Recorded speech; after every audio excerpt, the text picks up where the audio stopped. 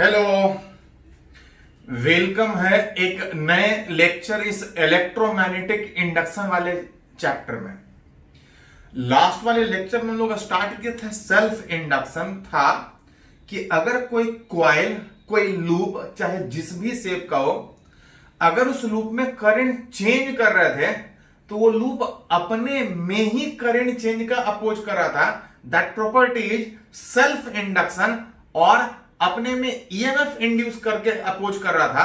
अब वो जो कॉइल था जो अपने में ही करंट चेंज का अपोज कर रहा था, उस कॉइल को इंडक्टर कॉइल बोल रहे थे। लास्ट क्लास में सेल्फ इंडक्शन सीखे थे, उसी में एक और टर्म आज है, इसको बोलते हैं म्यूचुअल इंडक्शन।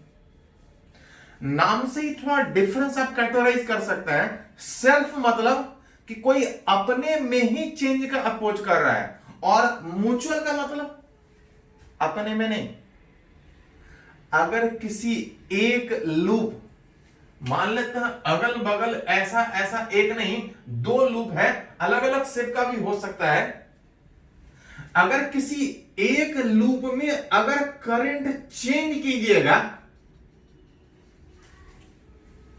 तो आसपास मैग्नेटिक फील्ड चेंज करेगा, क्योंकि जहां करंट वायर है तो आसपास मैग्नेटिक फील्ड होगा।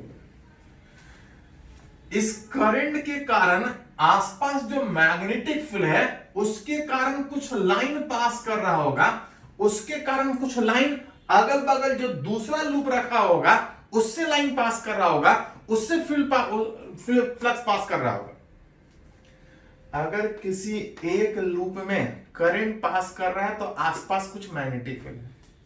अगर करंट चेंज करें तो इस लूप में लाइन पास करने के कारण जो फ्लक्स पास कर रहा था, अगर करंट चेंज करेंगे तो फील्ड चेंज करेगा, बगल वाले लूप से फ्लक्स चेंज करेगा। आप चेंजेज एक में कर रहे हैं, अपने में तो अपोज करेगा ही, जो लास्ट लेक्चर में सीखे थे जिसको सेल्फ इंडक्शन बोलते थे।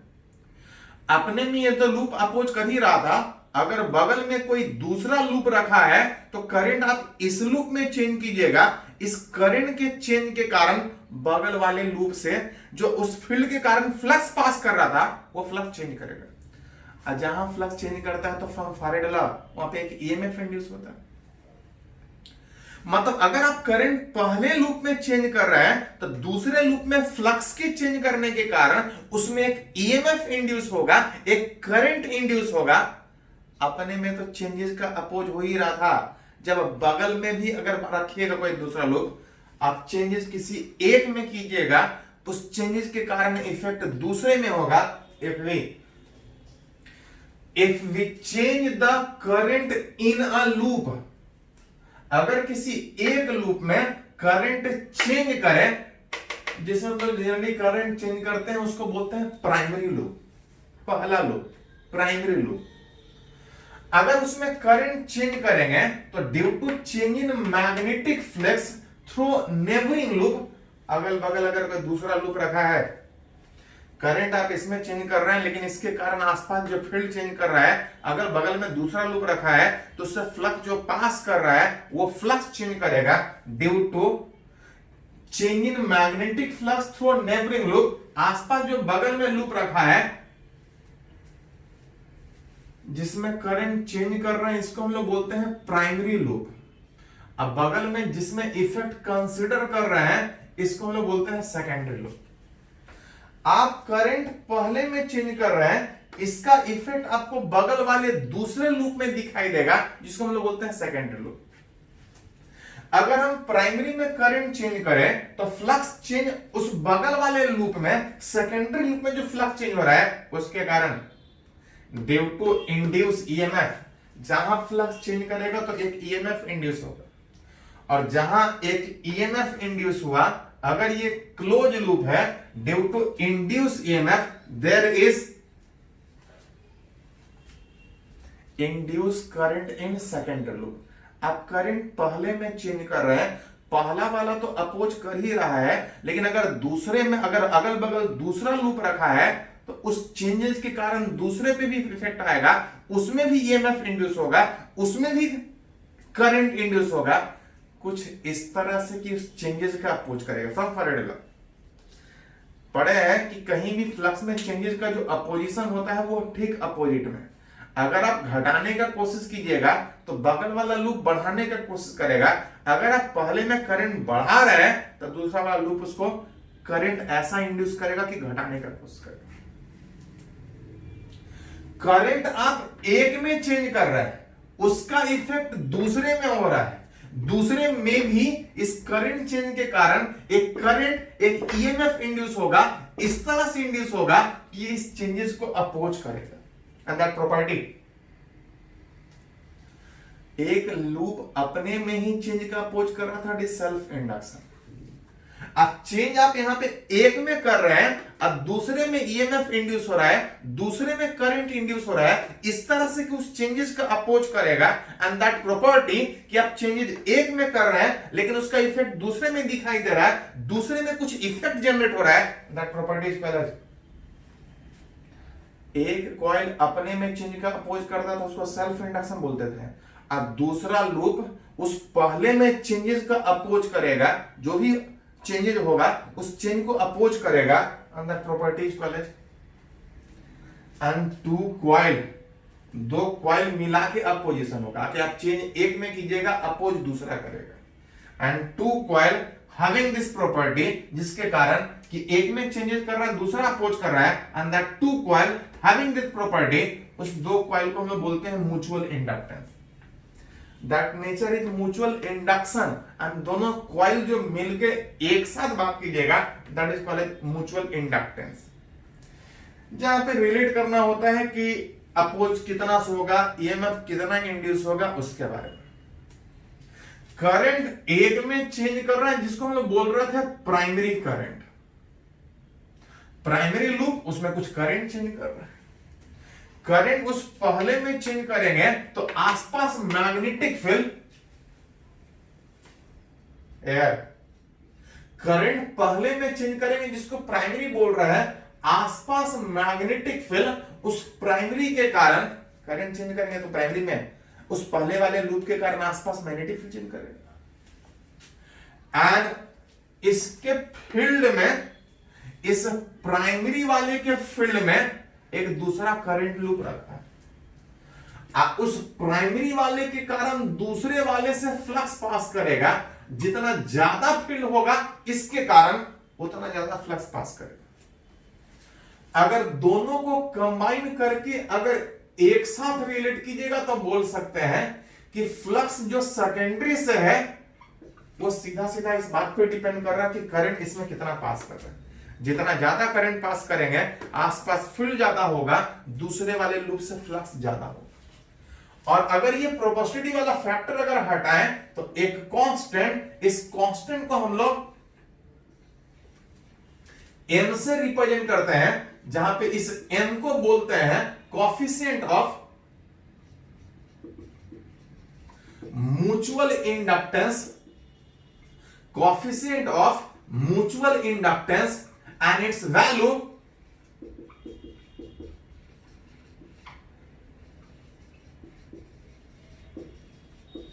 then पहले में करंट पास कर रहा था तो आसपास मैग्नेटिक फील्ड था, और मैग्नेटिक फील्ड कितना होगा तो इस बात पे डिपेंड करेगा कि ये लूप कैसा है। अलग अलग शेप का लूप रहेगा तो आसपास मैग्नेटिक फील्ड अलग अलग होगा। मतलब बोल सकते हैं कि करंट के कारण जो फील्ड हो रहा था, बाकी जो फैक्टर है वो किस पे डिपेंड कर रहा है, उस लूप के कि कैसा शेप एंड साइज है।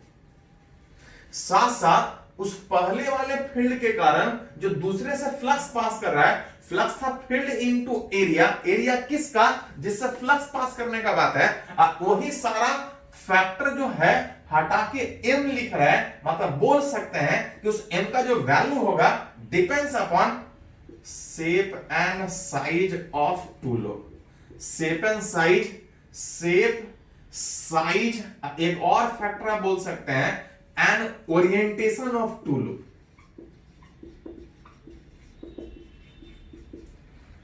दो लूप एक दूसरे की अगल बगल रखा है, लेकिन किस तरह से अगल बगल रखा है, इस तरह से रखिएगा तो कुछ और फ्लक्स लिंक करेगा, ऐसा रखिएगा तो कुछ और फ्लक्स लिंक करेगा, क्योंकि फ्लक्स में b into S into cos theta भी होता है। ओरिएंटेशन कि लूप एक दूसरे के बगल रखा है, वो किस तरह से रखा है उस पर भी डिपेंड है।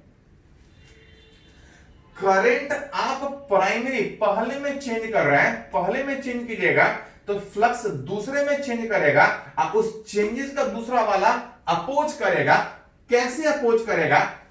अपने अक्रॉस एक ईएमएफ, अपने अक्रॉस एक इंड्यूस करंट डेवलप करने का कोशिश करेगा। एंड दैट प्रॉपर्टी कि आप करंट एक में चेंज कर रहे हैं, अपोज दूसरा वाला कर रहा है, अपने में करंट इंड्यूस करके अपोज कर रहा है, that property is called as mutual induction and that two coil is called as mutual inductance coil. दोनों मिला के एक साथ अगर बात कीजिए, मैग्नीट्यूड ऑफ अगर इंड्यूस ईएमएफ अगर निकालिएगा तो कितना होगा? तो पढ़े हैं ईएमएफ होता है rate of change of flux.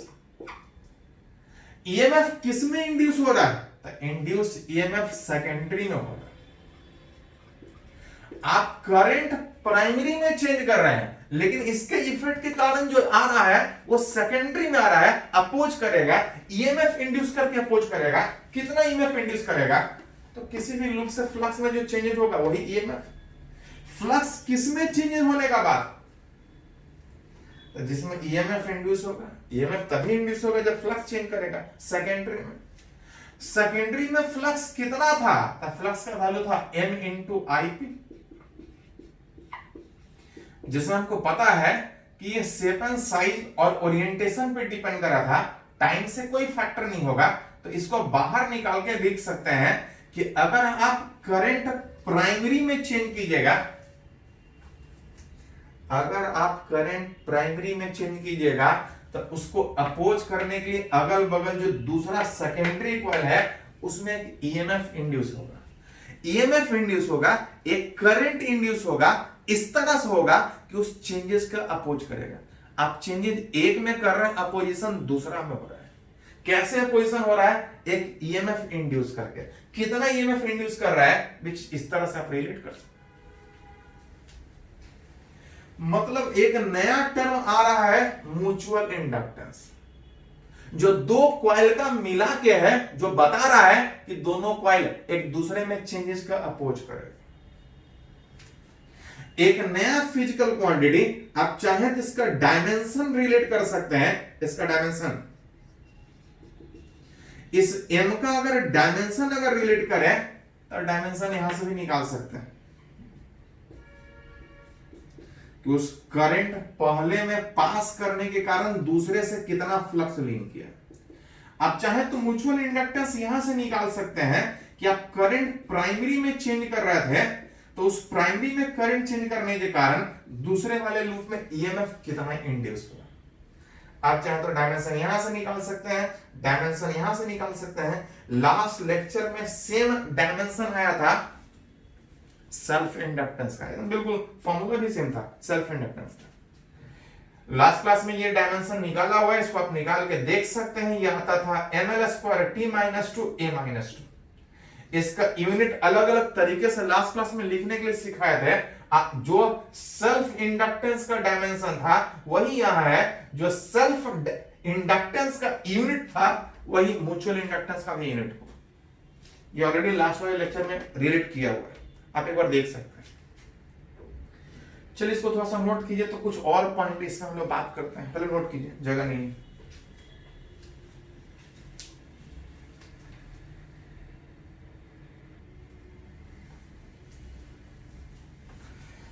तो अभी हम लोग रिलेट किए म्यूचुअल इंडक्टेंस, जहां पे देख रहे थे कि कोई एक कॉइल बगल में किसी दूसरे कॉइल में चेंजेज का अपोज कर रहा था। That property is mutual induction and that दोनों कॉइल को एक साथ रिप्रेजेंट कीजिएगा तो उसको बोलते हैं म्यूचुअल इंडक्टेंस पहला। तो थोड़ा सा कुछ कैलकुलेशन करके ही पूछता है कि जो दो कॉइल एक दूसरे में चेंजेस का जो अपोज कर रहा है, अगर दोनों को मिला के एक साथ रिलेट करें तो उसका म्यूचुअल इंडक्टेंस कितना। जहां पे पहला कंडीशन में कैलकुलेट करना चाह रहे हैं कि अगर एक स्ट्रेट वायर के फील्ड में अगर दूसरा रेक्टेंगुलर लूप इस तरह से अगर रखा है, तो रिलेट करना चाहते हैं कि दोनों कॉइल का म्यूचुअल इंडक्टेंस कितना होगा। म्यूचुअल इंडक्टेंस दो तरीके से निकाल सकते हैं। एक में करंट चेंज करके दूसरे में कितना ईएमएफ इंड्यूस हुआ, अगर आप निकाल लें तो म्यूचुअल इंडक्टेंस निकाल सकते हैं। जहां पे ध्यान रहे कि म्यूचुअल इंडक्टेंस प्रोपोर्शनलिटी वाला डिफाइन था और प्रोपोर्शनलिटी कभी नेगेटिव नहीं हो सकता।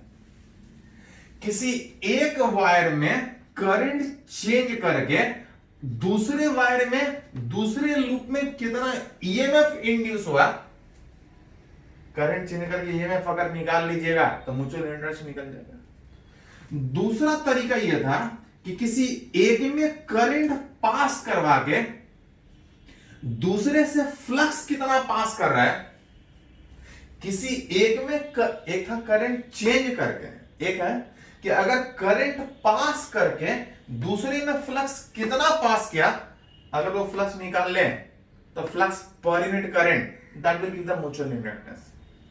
ईएमएफ निकालने के लिए आपको प्रैक्टिकल करना पड़ेगा।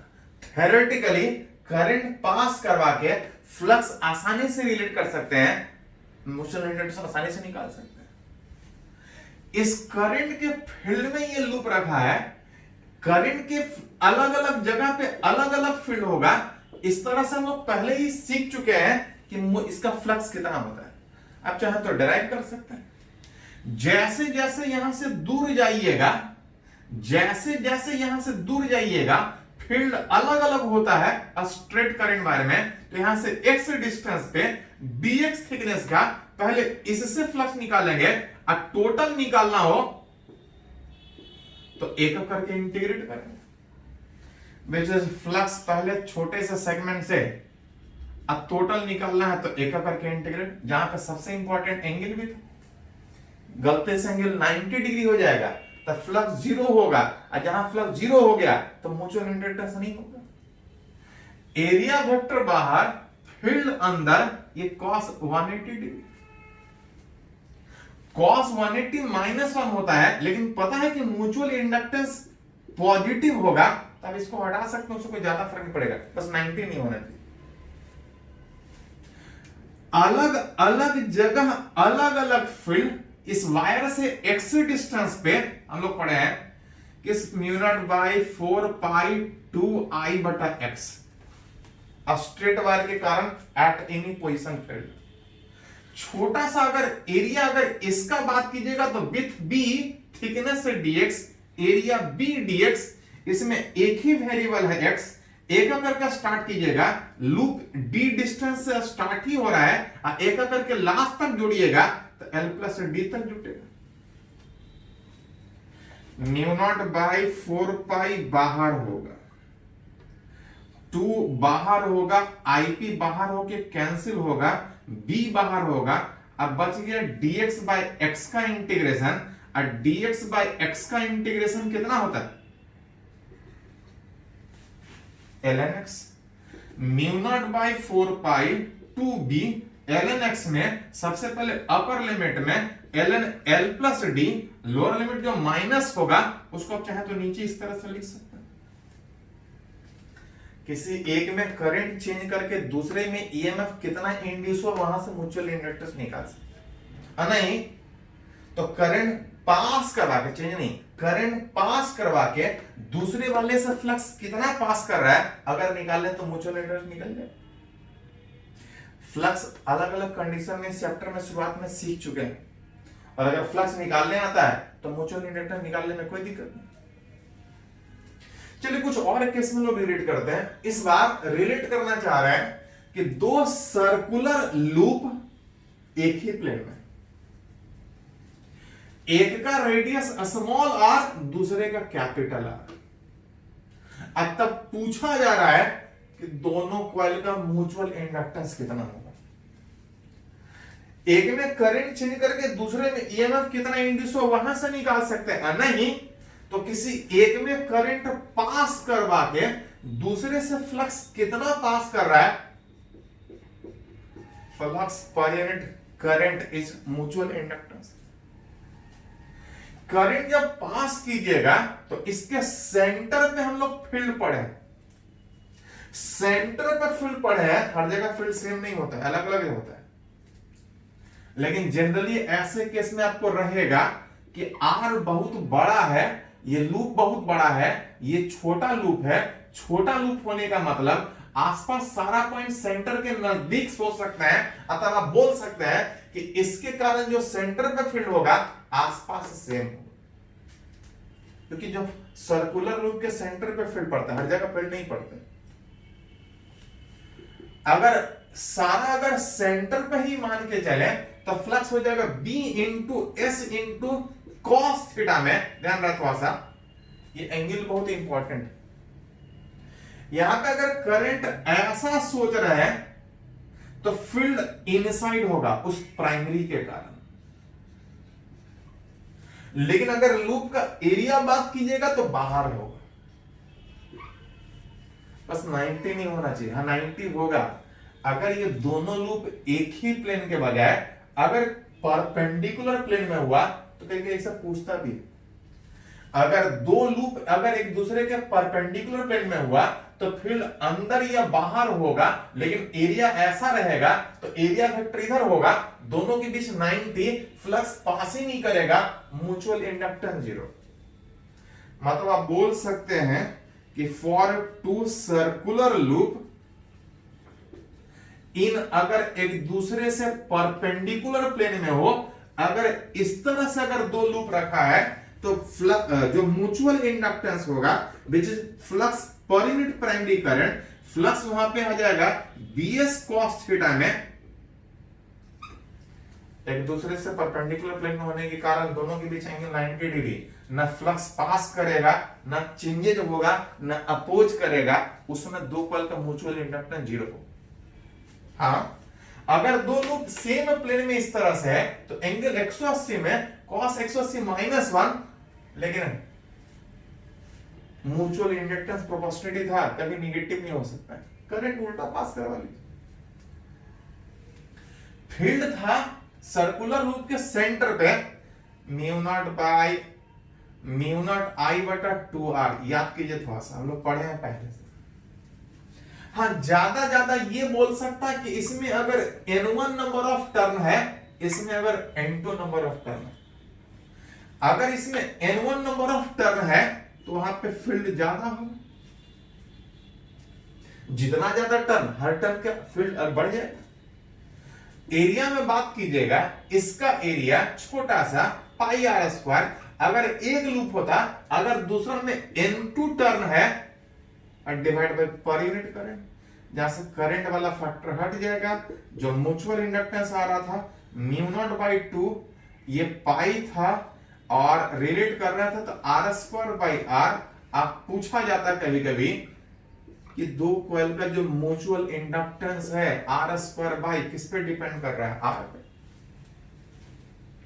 एक बार आईआईटी में इसी तरह से क्वेश्चन पूछा गया तो वहां पर सर्कुलर लूप के बजाय वहां पे दो रेक्टेंगुलर लूप का बात, सेम तरीके से वहां पे सिंपल ये पूछा गया था कि रेक्टेंगुलर लूप के साइज के कितने पावर पे डिपेंड करेगा, तो कुछ नहीं, सारा फैक्टर सोचने के बजाय magnetic field, current by R, area में एल स्क्वायर, उस तरह से रेक्टेंगुलर लूप का भी सोच सकते हैं।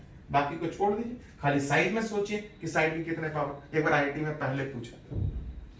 चलिए इसको थोड़ा सा नोट कीजिए, कुछ और पॉइंट हम लोग बात करते हैं इसमें।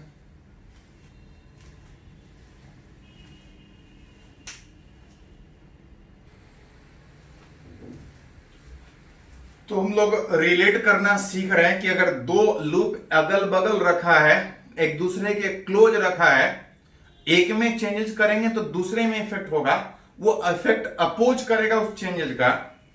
रिलेट करना चाह रहे हैं उसका म्यूचुअल इंडक्टेंस कितना। एक दो केस सीखे, कुछ और अगर बात करें तो जैसे यहां पे दिया है कि दो स्क्वायर लूप एक ही प्लेन में रखा है, जिसमें एक छोटा सा लूप है, एक बड़ा सा लूप इस तरह से। ये आईआईटी में पूछा था। हम लोग जनरली फील्ड किसी एक पॉइंट पे पढ़ते हैं, हर जगह नहीं पढ़ते। तो ऐसे केस में जनरली आपको दिया जो जाता है कि इस बड़े वाले के सेंटर पे एक छोटा लूप, बहुत छोटा लूप। अब बहुत छोटा होने का मतलब सारे को आप सेंटर पे सोच सकते हैं। अब रिलेट करना चाह रहे हैं कि इस दोनों लूप के बीच म्यूचुअल इंडक्टेंस कितना है, जो कि हमको पता है कि निकाल सकते हैं कि दोनों में से किसी एक में करंट पास करवा के उस दूसरे जगह पे फ्लक्स कितना पास कर रहा है, दूसरे लूप से फ्लक्स कितना पास कर रहा है, अगर निकाल लें तो म्यूचुअल इंडक्टेंस निकल जाएगा। फ्लक्स कहीं भी होता है BS cos थीटा, यहां पे एंगल बहुत इंपॉर्टेंट है।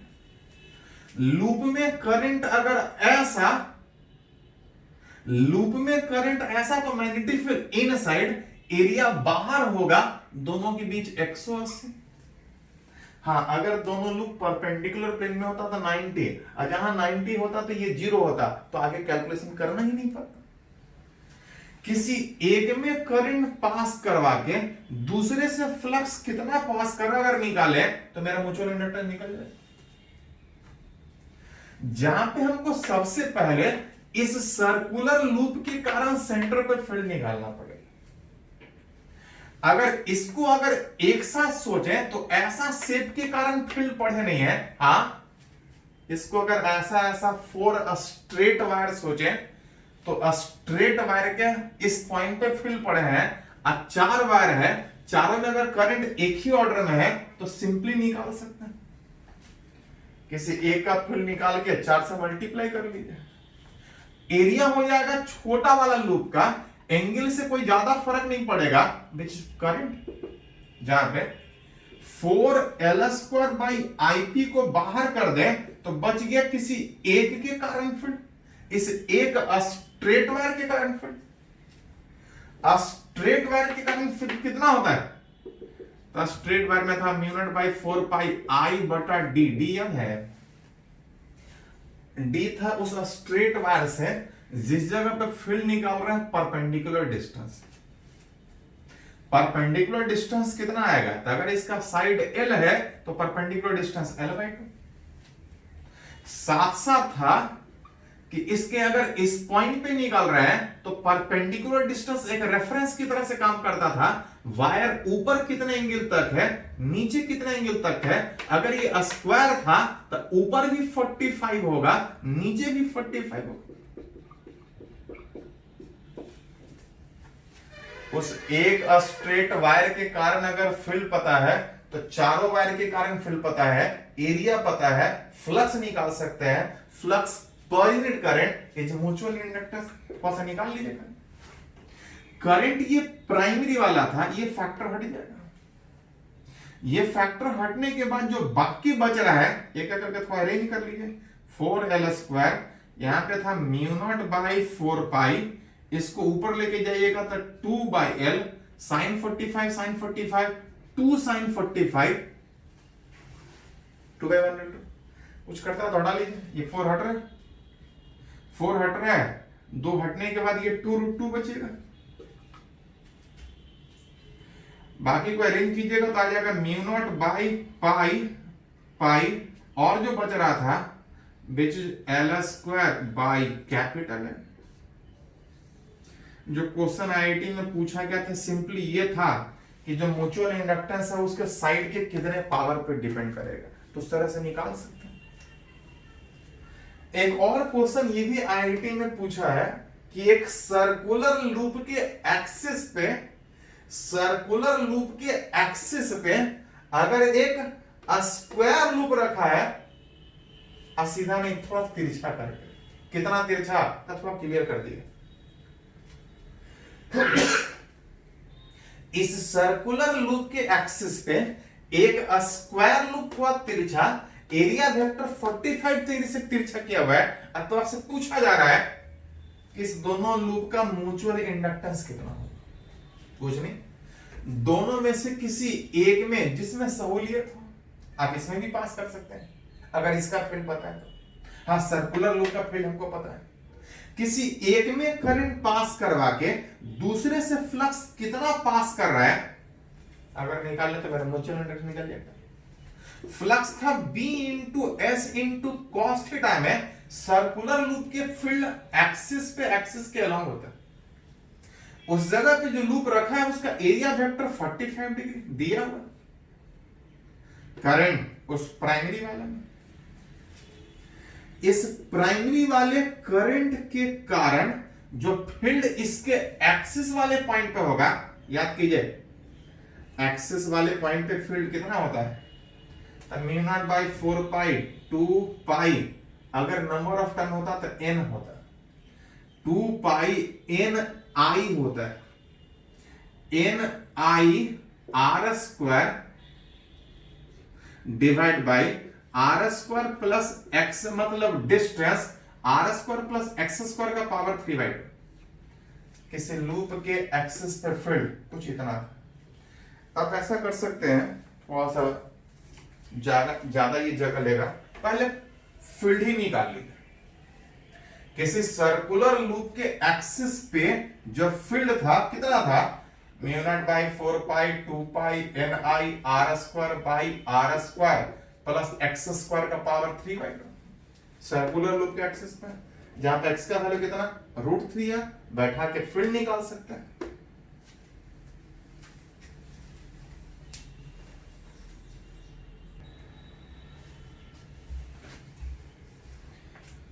तो इस x का वैल्यू पहले बैठा दीजिए, x का वैल्यू कितना दिया है √3r, x का वैल्यू √3r देगा तो स्क्वायर करेंगे तो कितना होगा 3r square, 3r square plus r square 4r square, 4r का होल स्क्वायर मतलब 4r स्क्वायर मतलब 2r का होल स्क्वायर, और 2r का होल स्क्वायर में 2 पावर हट जाएगा, आई पावर 3 था तो यह आ जाएगा 8r3, और जो बच रहा था म्यू नॉट बाई 4 पाई, यहां पे आप लिख सकते हैं 2 पाई, अगर नंबर ऑफ टर्न देता तो नंबर ऑफ टर्न सोचते, नहीं दिया तो 1 टर्न। प्राइमरी करंट रेडियस आपका आर स्क्वायर, कुछ हट रहा था और हटा लीजिए, यहां से हटाइएगा तो थोड़ा देख सकते हैं ये 8 चौका 32, 2 से काटिएगा तो म्यू नॉट बाई 16 पाई आएगा।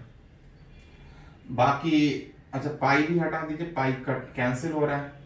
करंट प्राइमरी वाला था, आर स्क्वायर हटने के बाद यहां पे आर आ रहा है। ये हो गया सर्कुलर लूप के इतने डिस्टेंस पे एक्सिस वाले पॉइंट पे मैग्नेटिक फील्ड। और अगर मैग्नेटिक फील्ड पता था तो म्यूचुअल इंडक्टेंस में सिंपल कि करंट प्राइमरी में पास करने के कारण फ्लक्स सेकेंडरी में कितना फ्लक्स कितना था bs cos थीटा, जहां पे एंगल दिया हुआ 45 डिग्री। फील्ड हमको पता है म्यू नॉट बाई 16 IP बटा r, एरिया इस छोटे लूप का हो जाएगा a स्क्वायर, और डिवाइड बाई प्राइमरी करंट में प्राइमरी वाला करंट वाला फैक्टर हट जाएगा, mu naught by 16 a square by r। कुछ नहीं, फील्ड पता हो तो फ्लक्स निकाल सकते हैं। फ्लक्स निकालने के लिए ऑलरेडी इस चैप्टर में बहुत सारा शुरुआत के 2-3 लेक्चर में सीखे, और अगर फ्लक्स निकालने आता है तो म्यूचुअल इंडक्टेंस निकालने में कोई दिक्कत नहीं, सिर्फ करंट से डिवाइड कर दीजिए। चलो इसको थोड़ा नोट कर लो।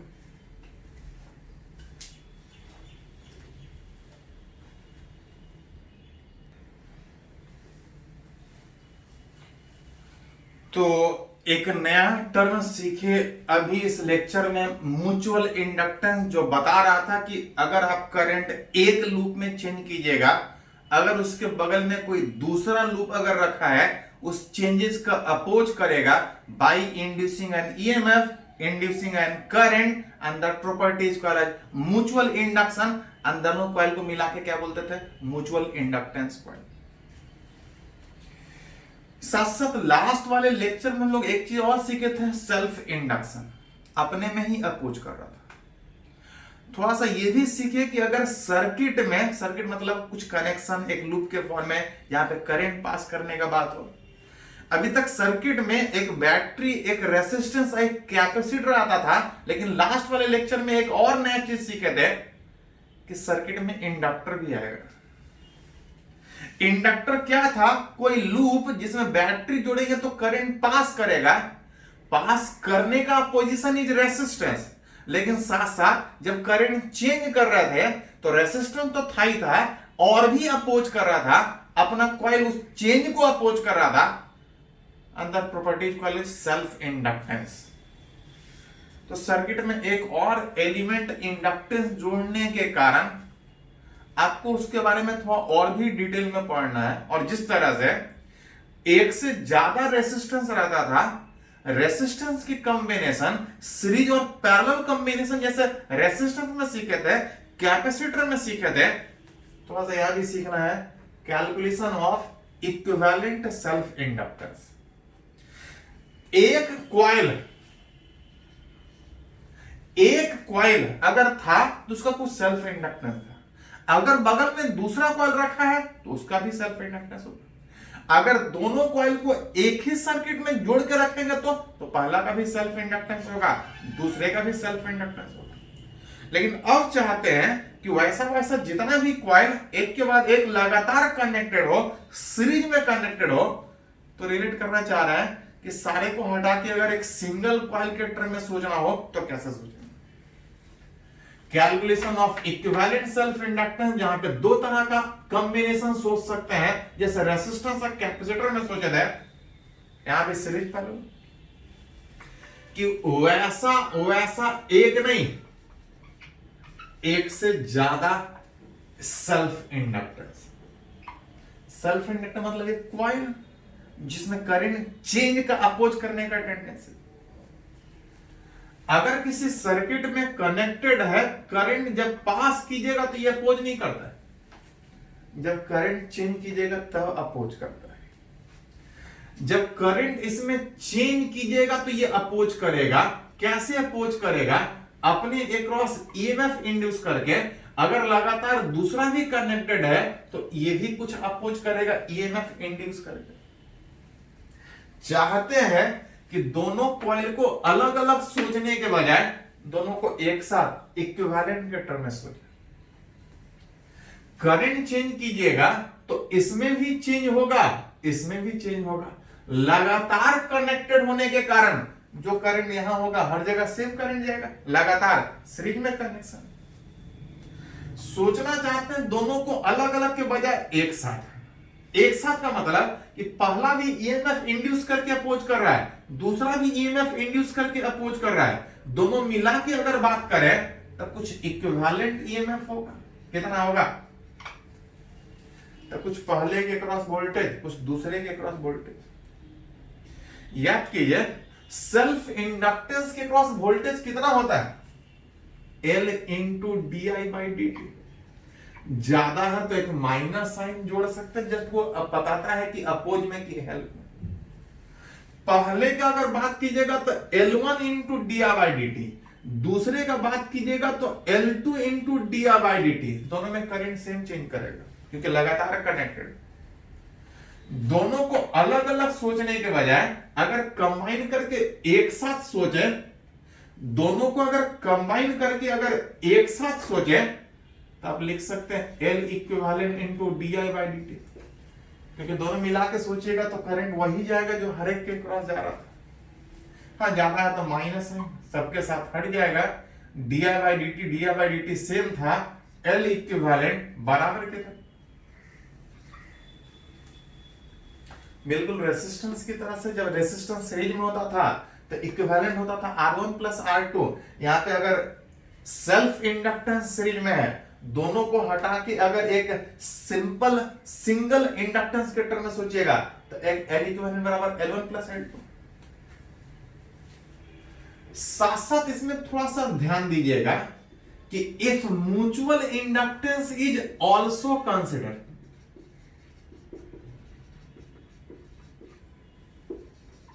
दो लूप कंबाइन करने का बात है, दो लूप कंबाइन करने का बात है।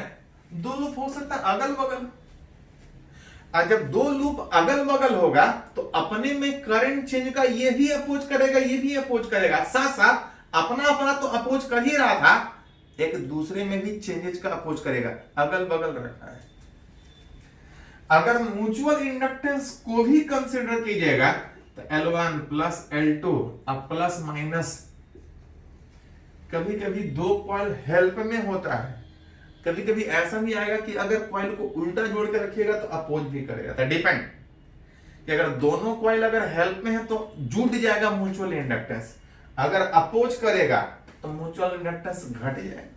तो जैसा जरूरत पड़े उस तरह से यूज करते हैं। जनरली जब तक नहीं बोला जाए ये नहीं, यही सोचेगा। ये था सीरीज कॉम्बिनेशन। एक और कॉम्बिनेशन का बात करें, दैट इज पैरेलल कॉम्बिनेशन, कि ऐसा ऐसा एक सेल्फ इंडक्टेंस नहीं, एक से ज्यादा और सब एक दूसरे के साथ अगर पैरेलल में कनेक्टेड, अगर एक के बाद एक अगर कॉइल पैरेलल में कनेक्टेड है, जब हम करंट चेंज करेंगे, ऐसा नहीं चेंज, जब हम करंट चेंज करेंगे तो ये करंट इधर भी जाएगा, इधर भी जाएगा। करंट चेंज कीजिएगा तो इसमें भी चेंज होगा, इसमें भी चेंज होगा, करंट दोनों में चेंज होगा। करंट जब चेंज कीजिएगा तो करंट दोनों में चेंज होगा। ये भी अपोज करेगा अपने अक्रॉस ईएमएफ इंड्यूस करके, ये भी अपोज करेगा अपने अक्रॉस ईएमएफ इंड्यूस करके। लेकिन पता है कि अगर पैरेलल में है तो दोनों के क्रॉस ईएमएफ है, जो पहले के क्रॉस ईएमएफ होगा वो दूसरे के क्रॉस, और दोनों को अलग अलग सोचने के बजाय अगर एक साथ सोचें तो बोल सकते हैं कि इक्विवेलेंट भी उतना ही होगा ईएमएफ। हाँ, करंट पहले में कुछ और पास कर सकता है, दूसरे में कुछ और पास कर सकता है, इस तरह से। जिसमें अगर लिखिएगा तो आप बोल सकते हैं यार कि जो करंट आ रहा था पैरेलल में कनेक्टेड होने में कुछ करंट इधर से जाएगा, कुछ करंट इधर से जाएगा।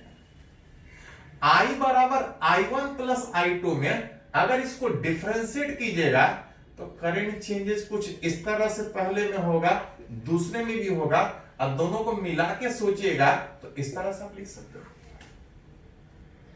हमको करंट चेंजेस का रिलेट नहीं करना है, चाह रहे हैं कि दोनों को हटा के एक सिंगल इंडक्टेंस कॉइल के टर्म में सोचिए, जहां पे किसी के क्रॉस ईएमएफ होता है L into D I by D T, जहां से D I by D T को हटा के लिखिएगा तो आ जाएगा E बाई एल।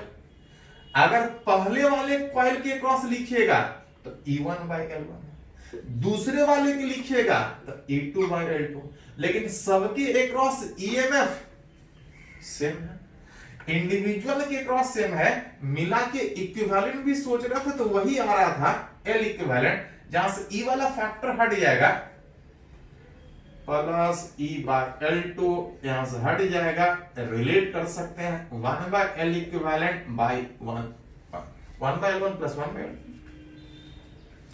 तो जैसा पूछा जाए सीरीज में तो सीरीज में इक्विवेलेंट रिलेट कर सकते हैं, पैरेलल में तो पैरेलल में इक्विवेलेंट रिलेट कर सकते हैं, कि किस तरह से वहां पे इक्विवेलेंट सबको अलग अलग सोचने के बजाय एक साथ सोचें।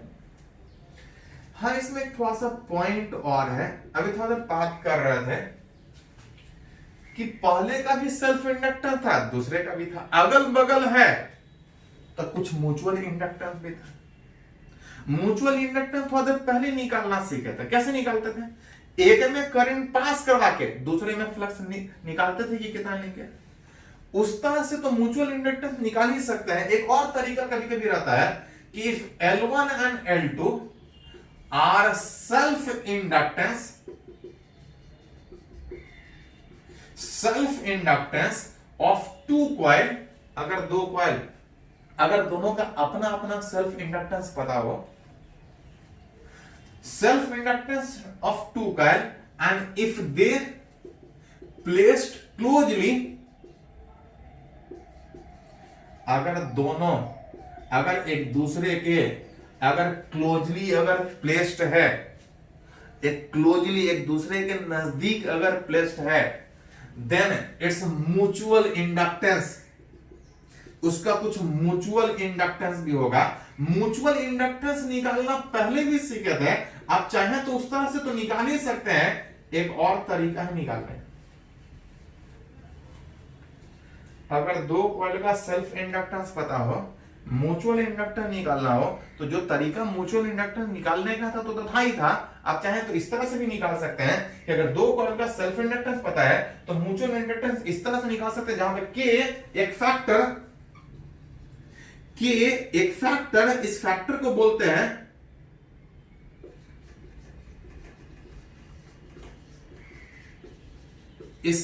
बोलते हैं कॉफिशिएंट ऑफ कपलिंग, कि दो कॉइल अगल बगल रखा है, किस तरह से अगल बगल रखा है, क्या क्लोजली रखा है, मैक्सिमम फ्लक्स लिंक कर रहा है, कि परपेंडिकुलर रखा है, परपेंडिकुलर में देख रहा था फ्लक्स लिंक ही नहीं कर रहा था।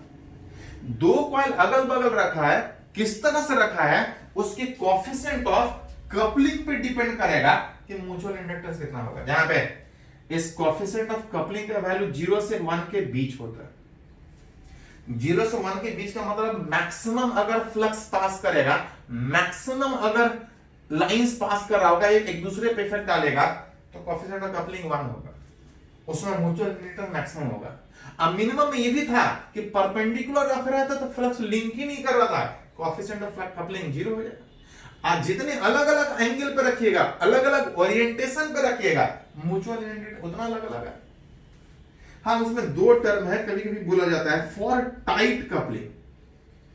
टाइट कपलिंग मतलब मैक्सिमम एक दूसरे से इंटरेक्शन, मैक्सिमम फ्लक्स पास करेगा, उसमें के का वैल्यू 1।